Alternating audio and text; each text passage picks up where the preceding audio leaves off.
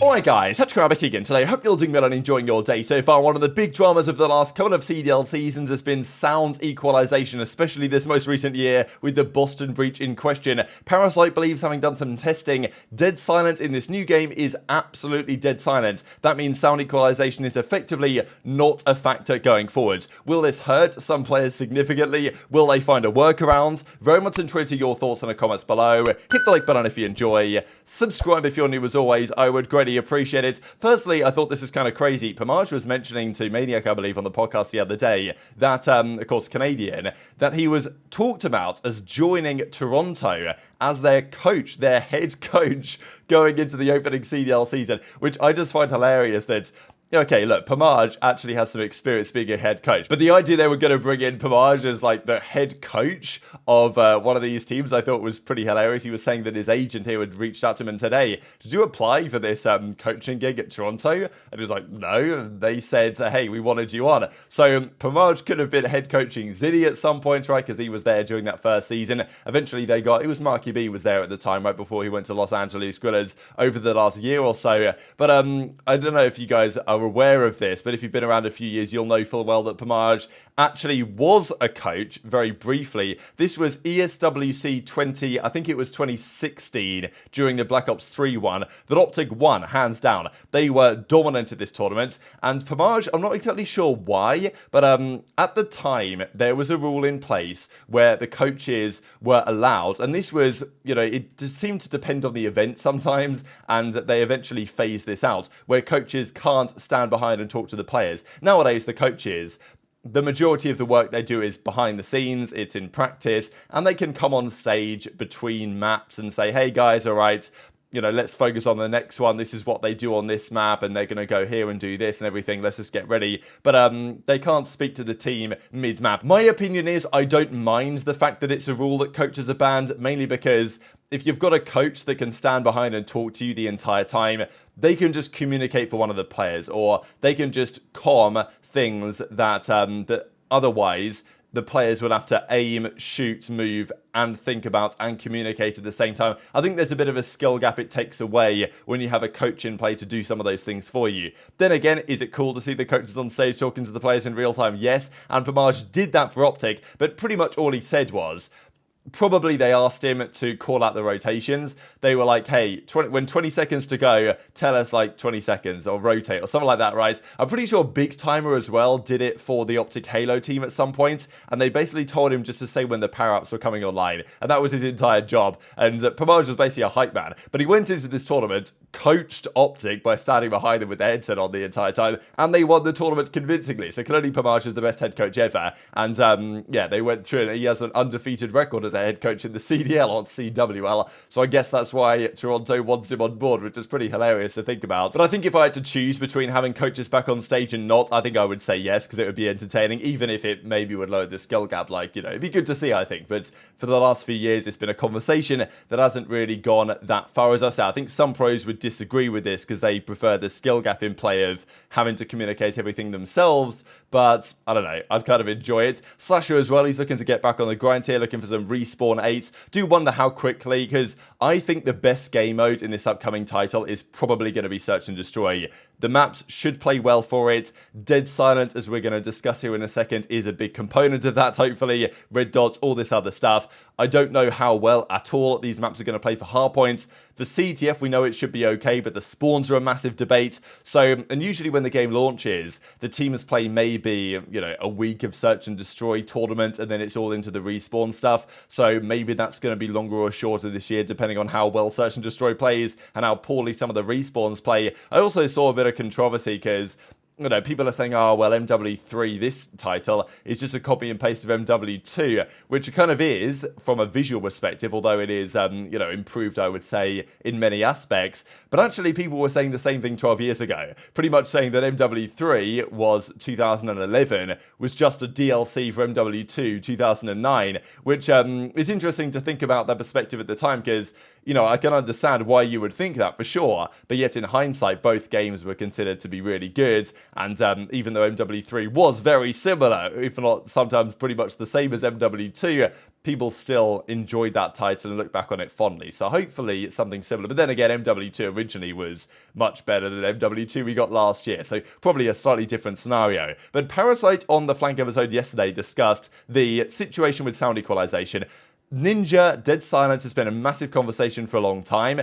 The most recent title, it wasn't in the game, which is deeply frustrating, but Infinity Ward doing Infinity Ward things. Now, back in the day, Infinity Ward weren't like crazy good developers, but they could at least form a respectable game. I'm thinking back to Ghost, and I remember the perk system in Ghost. You could use 2 of your perk allocated points. You had like a weird point system, and 2 of them would be for Dead Silence. And Ghost's Dead Silence was absolutely and utterly dead silent. You could pretty much use it on every class. You wouldn't always use it in the respawns. It wasn't always necessary, but it was a nice to have.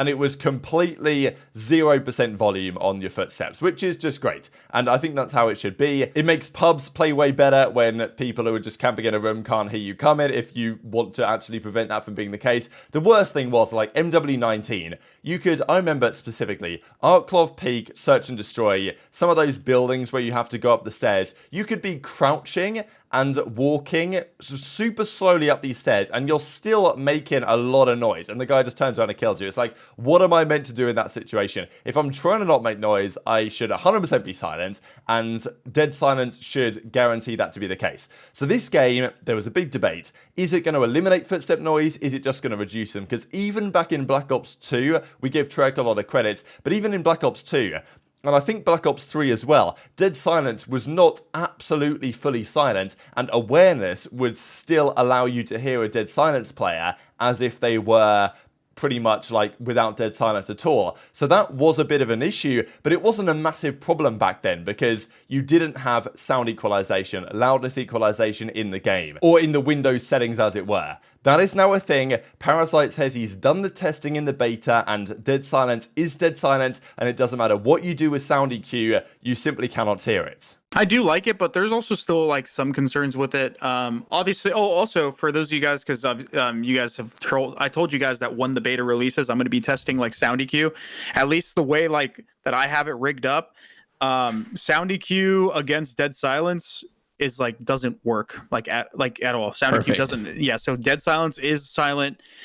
Even if you use the sound conduction thing or whatever it's called, with sound EQ on top of Awareness 2.0, it's still silent. So Ninja 100% everything works. Chris, like even like grenades reloading, like random noises and clicks. I don't know about that stuff because it says to eliminate footsteps volume. So footstep volume is going to be silent, but everything else, I don't think ever has been silent with Dead Silence, at least. I could be wrong. But my thing is... Just to give you guys the quick rundown again, loudness equalization is a Windows setting that if you turn it on, there's various explanations of exactly how it works, but pretty much it will bring all the very quiet sounds, it will bring them out to the fore, and the very loud sounds, it will drop them down somewhat, I guess, equalizing the level of the sounds. So, you know, footsteps you can hear from everywhere on games that don't have proper Dead Silence. And this was the big drama even during Cold War, because Cold War, we believe it was rumored by Crimsix. They apparently discovered it at the time, and then Dashy even said this quite recently, that there was one team, namely possibly Toronto, although they've denied that, so a bit of controversy about whether that's true or whether that's not true, was using loudness equalization to gain advantage, especially in Search and Destroy that season, by knowing what the rotations were doing. And that was a big advantage. Now, Vanguard, it wasn't such a big deal because Dead Silence was pretty much Dead Silent in that game. But it was a massive conversation yet again back here in Modern Warfare 2. Infinity Ward did what they do best. They didn't put it in the game. And okay, it was there as a field upgrade or whatever. But for the vast majority of the time, you're running around when doing Dead Silent. You can be heard from everywhere, especially in the respawn modes. A lot of the pros got deeply frustrated about this. We know that on LAN, it was disallowed. The referees would go into the settings of the players on the main stage before the matches, and they would check, all right, is loud EQ off? Is sound EQ off? Yes, it's off. All right, great. But online, they either couldn't check this to the same extent or didn't check this, and there were various explanations as to exactly what they could do instead to prevent this from being the case. Because if you're going to ban it on LAN, you're pretty much saying this is a banned thing, and if you turn it on, you're cheating. But they didn't try and stop it online. And Octane and so many other pros were fuming with especially Boston. Boston were the team that really came up about this because they were loving turning on the loudness equalization. And we know that, you know, Awakening and Beans and these guys would always be thrown in the conversation as abusing it. And Octane was fuming. The OpTic guys weren't happy about it either. Like, even Pred recently said that he scrimmed Boston one day and he just got, like, turned on halfway across the map because Awakening heard him. And he was like, I've had enough of this. I've got to get used to it. And to be honest, it kind of ruined the game. Like, Search and Destroy did not play the same. And also Respawns did not play the same.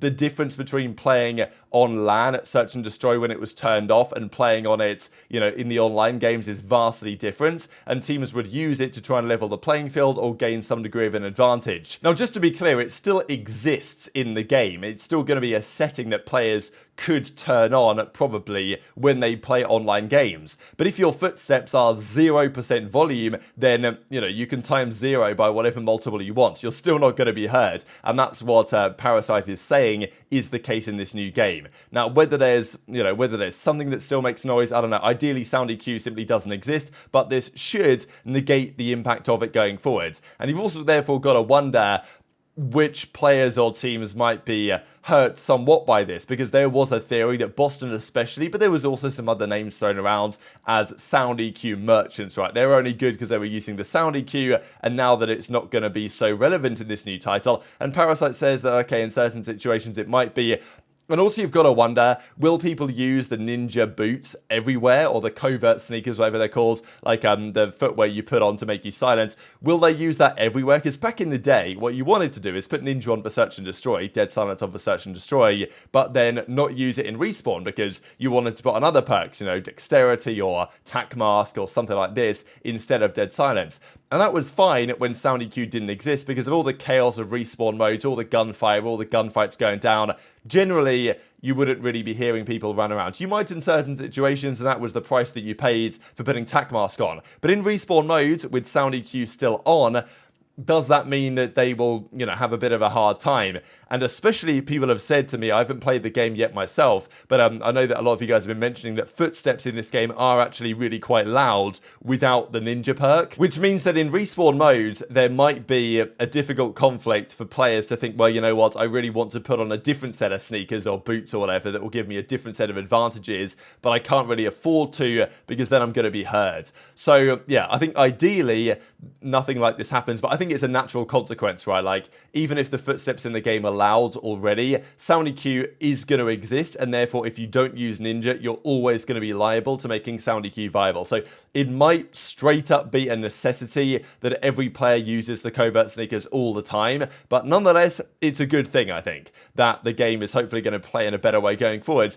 And you've got to wonder what's going to happen with guys like Awakening. Now, I don't think Awakening is just good because of Sound EQ. No, he's obviously a talented player, and he came in MW19, did a great job. But, you know, the most recent season, people are like, yeah, this Awakening guy, man, he's got to stop. And especially when it happened on LAN, when they played that Minnesota, like, home series game, and Boston went there to Minnesota, or Wisconsin, whichever one it was, to play in this, like, home series they were doing in front of the crowd. An online, technically a league match, so the CDL weren't enforcing the sound equalization to be turned off thing, and Awakening in Boston said, nah, we're going to be using it anyway. So, an Afro was like, I'll never understand the mindset of some of the pros. Boston, constant complaints about sound EQ, but then when it comes to it, nothing gets done, and they keep it on. Then Awakening was like, I'm not sure if no sound EQ would have changed the results, and then Afro called him a plum, and then a freak. So, yeah, you know, these are good times, and we might get more of this season, or we might not, depending on whether what Parasite says is actually going to be the case. So if you want to tweet your thoughts on all this stuff in the comment section below, hit the like button if you enjoyed, subscribe if you're new, take care, and I'll see you next time.